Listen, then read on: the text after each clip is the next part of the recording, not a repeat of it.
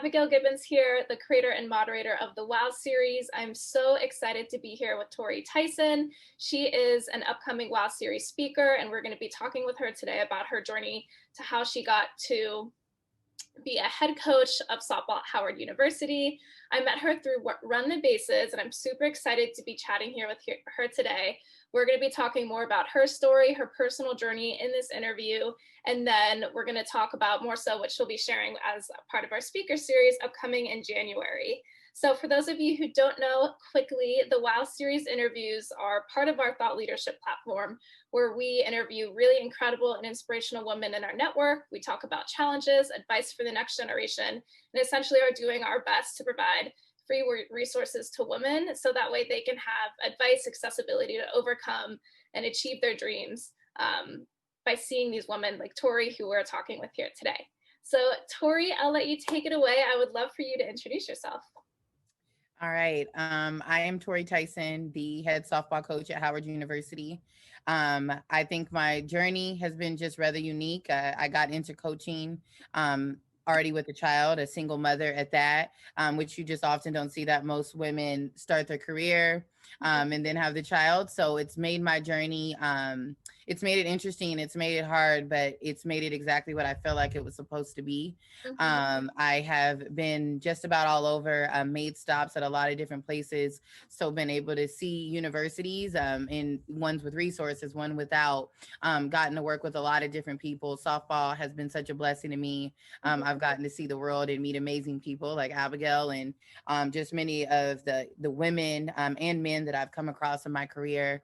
I am anxious to just share and offer perspective for people, which is something that is extremely important for me. And I'm always trying to learn. And so also, you know, the more people I meet, the more new things I learn and things I didn't even know I needed to know. And I hope that I can be that light for someone today. Absolutely. I love that. And what I love about your journey, I mean, there's so many different pieces that I love. Is, you know, we both know firsthand what sport can do for the next generation, what it can do for anyone, but especially for women when it comes to developing skills, how to be a part of a team, how to kind of push yourself, how to break through different barriers. You know, it's incredible for what it's taught me and so many other women. And I love that we're both aligned in that. And I really want to keep those conversations going. But what I particularly loved about your story, which I don't want to give too much of it away because I know it's going to be a piece of, you know, your panel discussion. But I think so many women can really learn from your journey in terms that you didn't do it the traditional way. You know, you had a kid and then you really started your career.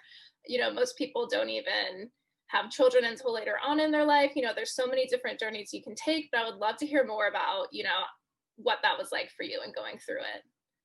Yeah, without like going everything and repeating, but I do think it's important is that I was working a regular 9 to 5, had a great job at State Farm, but my heart was not in it. I was miserable and I knew that this was not what I was called to be doing. I did not feel like I was serving. I mean, I was pretty good at what I did. I felt like I was great as far as the customer service aspect, but Tori myself was not full.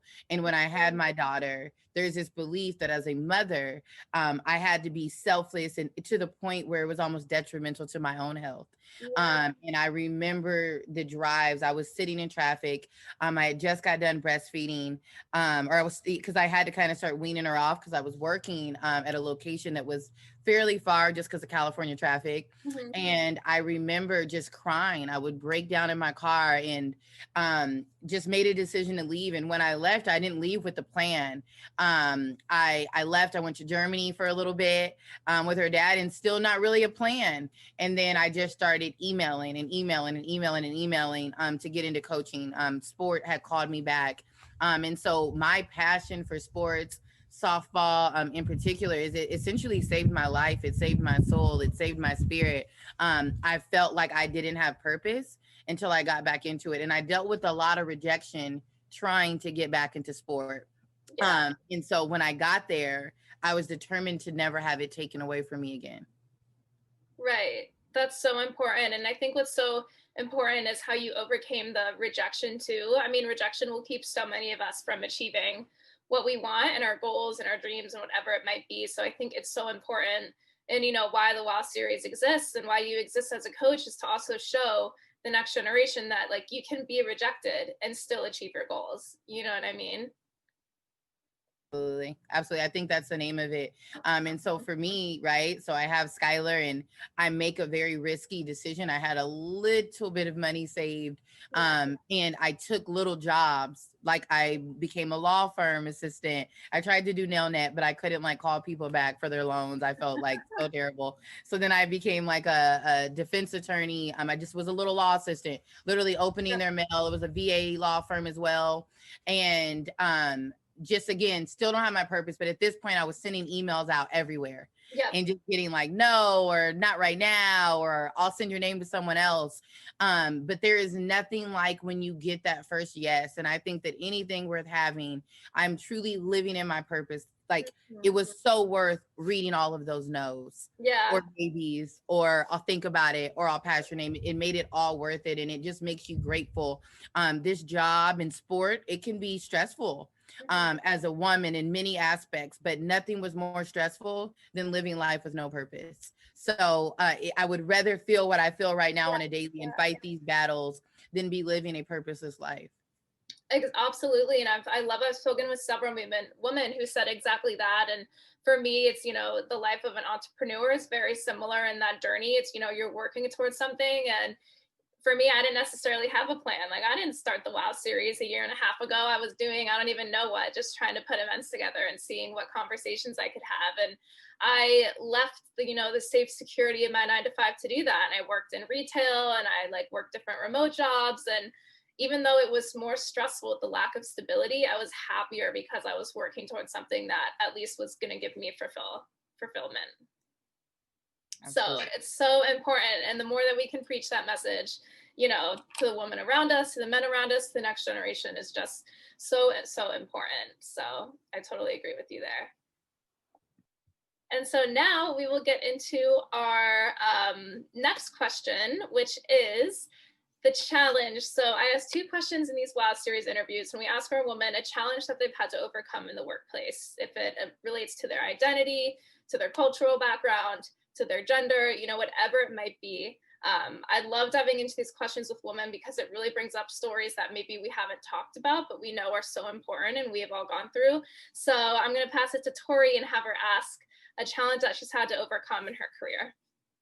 All right, I have like 2 that come to the top. I'll make them quick, but the first one is being a minority. I think that I was in a lot of workplaces. I went to a school that was PWI, which just means a predominantly white institution, and I worked at one.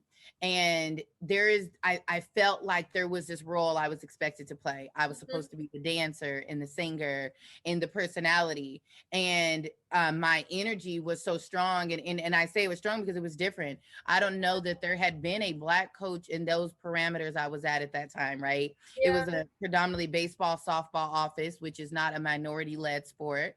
And so I don't feel like I fit what they seen maybe on an MTV, or what they see on even our TV shows, right? There's always like this Black funny girl or guy, and they're the humor and they're the comedy. And so how do I keep that, which I am, like I have a good like spirit and energy around me, but you know what, I have days where I'm about business and trying to balance where I could be about business and it not make others uncomfortable. Like I don't have an attitude, I'm just like really focused today. Like I just came here with the same goals, just really wanting to get after it. So I think battling that was like and I felt it, like it was really felt. And there's not an easy way to have that kind of conversation. I feel like right now has been the easiest it's ever been, and it's been therapeutic. But in that moment, like I had to make sure, like, is my face okay? Like, I didn't want to have to bring this theatrical appearance every time I was around. I can't be responsible for the laughter of everyone around me all the time. Exactly. And I struggled with that immensely. And it wasn't until I got older that I just got comfortable that they're gonna have to be a little bit uncomfortable some days so that I can be authentically me. Just Tori can make me laugh, and Tori can dance, and Tori can do all that. She doesn't have to. Yeah. It's like, you know, when I want to be at that level, I can. And then one thing, just being a mother, whether you're a single mother or not, I think that it's about telling people how to treat you. You have to train people Mhm. on how to treat you, whether you are the employee or not. And Mhm. as a single mom, it was so much like, I don't want to be a burden. I don't want to be a burden to anyone. And so it was like, I would battle, like try to separate those worlds. You cannot. It is okay to be a dope mom and a dope employee and handle your business. Like you can be both. It's not easy because it takes tough conversations. It Mhm. takes a risk. And so I remember we were about to clinch a berth at one of the universities I was at, and my place flooded.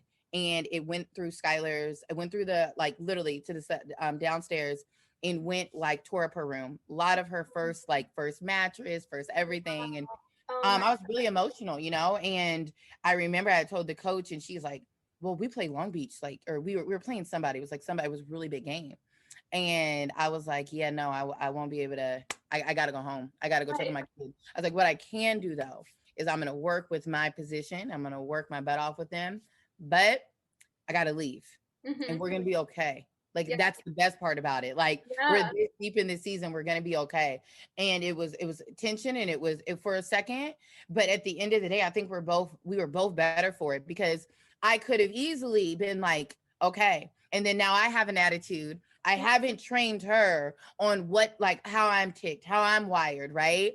And it would make it hard for the next mother to come into the room, Yep. because if I'm constantly give, and I'm not training on someone how to let me be the best employee possible, Yep. but also the best mother, I have Exactly. failed all of us. And so when I left that day, it was so liberating, because we still ended up clinching. We still ended up taking first that year. That day was never talked about, but it was super powerful for me, because there was definitely a risk in that moment to be like, I need to go be a mom right now, not in a couple hours. Right now, I got to go be a mom.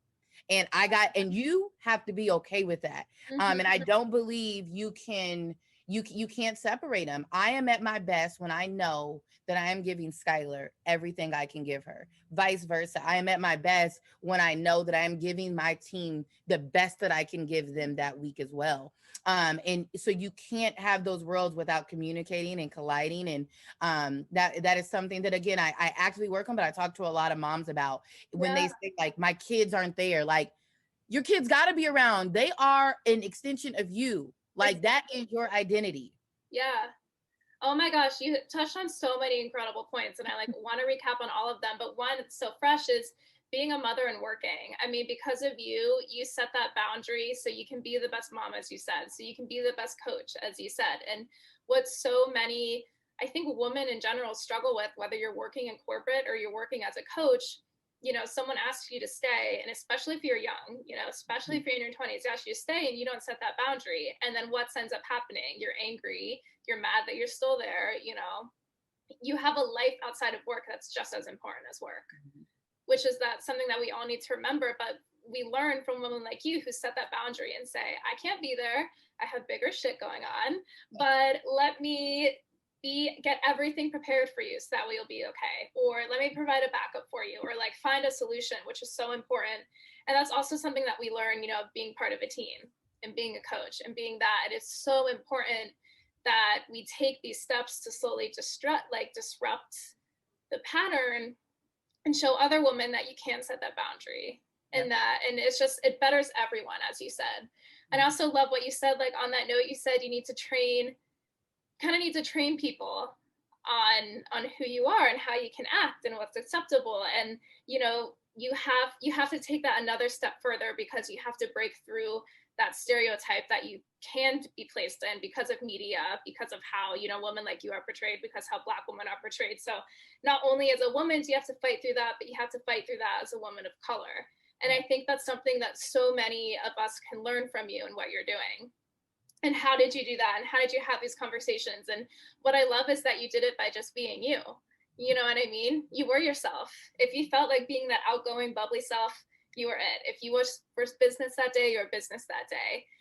And what's unfortunate but also great is that you kind of have to train other people on who you are and how it maybe not be what they previously think. But I think you did it in a way that was well received, and you did have to kind of think about how they, for better for worse, you have to think about how they are perceiving you and also kind of train them on it. It's like almost teaching them something new, you know what I mean? Which hopefully it will not be that way forever. And thanks to what's going on in today's world and conversations like these, you know, that can change. But I just so much respect for you and how you've done that. And I think that's an incredible piece of advice. Thank you. Thank you. I love it. So on that note, and we could talk about so much more, like being a mother. I'm like, okay, we need to have you on another panel and talk about being a mother and work. I love that. I love that topic. Yeah, no, and it's so applicable. You know, you work as a coach, but we can learn from this in every single industry. Okay, so let's get into our advice. I could talk all day with you. I also need to ask you after this how you got connected with Run the Bases. They're another nonprofit in the Women's Network. But I'll table that for after our juicy advice section. So I'd love for you to share your advice, you know, focused on these challenges. You kind of already touched on it. But, you know, what do you wish you could tell younger Tori? And also, what could you tell today's upcoming generation of women and even current professionals? There's never a right time to have a conversation that protects your peace. So I think we look for that. We look for this moment in this space. There's never a right time. And so you just have to do it. And like I said, I'm a big advocate on one, be very aware on how you're wired, right? I ask myself, like, what brings Tori Tyson peace? Right? That's going to look different from everyone, but you can't demand of someone which you don't even like really haven't identified yet. I have identified what brings me peace, what makes me feel whole. It can't be right. Obviously, I can't say I want to be a coach, and what brings me peace is just being able to travel. But that might be my thing. So in the summer or an off time, know that I'm going to go travel, right? Like just using that as an example. But be very aware of what that is for you so that you can train people and be very deliberate when you're telling someone on how to treat you. Right. But what happens is so many times I see people that they have these expectations of how they want to be treated, but it changes and it wavers because they're not like completely at whole with themselves. So I think that before you go to serve anyone, be very comfortable and be very aware of who you are and what you need, right? And then you can go and demand that of other people. So those are two things that I'm like really, really big on. I could go on 1,000 other tangents. Oh my gosh, I know. We definitely will have to dive into that too, because I know, you know, so many young women are probably, I mean, that's so true. One, it's like, how do you have the conversation that's uncomfortable? Especially when we're talking about difference in cultures and cultural backgrounds. And, you know, in today's world, older professionals, bosses who have lived life a certain way for so long are now finally being challenged in that idea and need to have these conversations. So I think it's a matter of meeting each other halfway, and listening is so important. But yes, sitting down and actually having that conversation. And I like what you said about being deliberate. And it even goes back to what you were saying earlier, like, you're not being bossy, you're just setting the boundary. And if people think it's bossy, then sorry, you know, that's their problem. You have to stay true to who you are. And in order to know who you are, especially as a young woman, you have to explore that and find it. So everyone recovers from being uncomfortable, because it's not that they really think that you're bossy or you're an a-hole. Like they're uncomfortable. And all of us are wired that way. When we're uncomfortable, we're like, oh, this person is this, that, and the third. But eventually, when you come down from that uncomfortableness, which everyone does, everyone eventually stops being uncomfortable. They'll see it for what it is. And so that's why I say is that I have regretted more the things I didn't say than the ones I did. There was times that this wasn't like perfect, right? That I would just get emotional because I'm like, you are not hearing and you are not receiving this. And I would be emotional about it. But you can get better from those kind of conversations. You can't get better if you have never been able to sit down and protect your peace. You have to be able to be the biggest advocate for your own peace. I love that. It's so true. And I think I can think about 100 situations. And more recently, I've learned, like, I very much was like, Abby, you keep your emotions to yourself and you keep your opinions to yourself, and you shut up and listen. And like, you do what people say, whatever it is, like, especially working my first corporate job. So it was only men around me. And, you know, or even in relationships. And then finally I learned, like, exactly what you said. Actually, I'm going to speak up for myself and set those boundaries. And there has been so many times where it's really uncomfortable. Like, even when I think about in a relationship, you know, with my partner, I got really angry about something, or like I finally spoke up for something and I was like, oh my gosh, I shouldn't have said that, like, blah, blah, blah. But you're so true, because at least you expressed what you needed. And you can always come back and be better in those conversations. Or like, you know, I think there's a couple examples, like maybe I cried at work because I was like really worked up about something. And I was like, oh my God, I can't believe I just cried at work. But then it's like, you know what? We're all a freaking human being and these things happen. And exactly as you said, like at least you spoke up, and you can always recover from being uncomfortable, or something doesn't come out the right way, or you get heated, or you say something that is so hard to say but is true and is needed, whether it's talking to an employer. You can always recover, and everyone always does. And it betters all of us in the long run when we do have these conversations.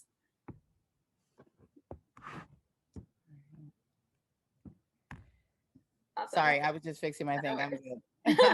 I was making sure you didn't have any last words of wisdom, which I know that you will.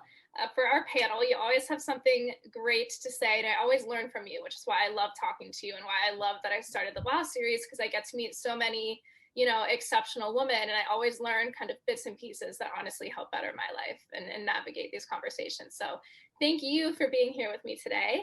And I think before we kind of jump into ending notes, you know, leading up to our event, is there anything else that you want to say? Is there anything that you want to note about our upcoming panel before we wrap up? Yeah, I think that there is incredible women. As much as like I am so grateful you've asked me to speak, I am more excited to listen and just learn and network. And I really hope you guys all tune in. Will give you all of the details, but I think it is going to be worth it. I hope it is. And I just want everyone to know, because I know we all say this at the end, but genuinely, if there is a woman, man, anyone that wants to connect and let's just build a relationship, I'm so big on doing that. Please do not be afraid to reach out. And I'm like all over social media all the time. You can contact me there or via email, whatever is put out there, but I would love to make those connections. So I want you to know I'm totally that person. We love that. And we need more women like that, and just every other person like that. So yes, if you want to just learn more about Tori's story, if you're interested about how she got into actually getting her coaching job where she is here, definitely reach out to her. As you know, you heard she's had quite the journey, but she has a ton of great advice for how to get your foot in the door and start that. I can't wait to have her speak. A quick recap of the event is Tori's going to be sharing more about her story to how she tactically left her corporate job to start her career in fitness. And what I love about her perspective is that she's not working at a studio, she's not an instructor, she didn't found, you know, any type of entrepreneurial journey as the other woman did, but she actually works as a head coach at a university. And how she got to that point for others who want to do the same, who others previously competed as an athlete and want to do that, but also most importantly, how roles like Tori and being a coach and being a leader can help advance women.